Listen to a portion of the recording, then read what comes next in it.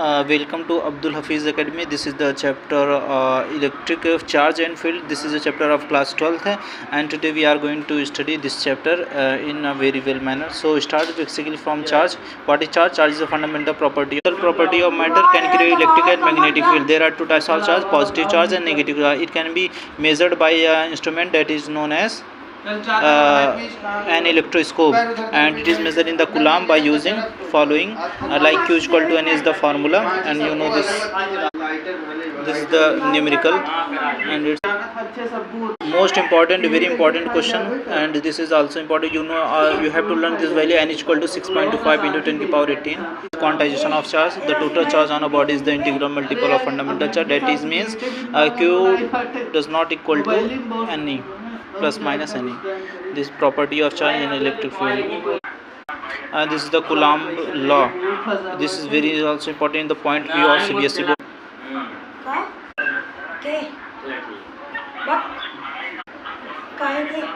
This is the equation. This is also very important in neutral point, and it is a point where net electric force will be zero, which means when we place a charge then it will be equal to field and opposite force is equal to zero, and you have to, this is very important point of view. All these are the numerical density of electric field, you know.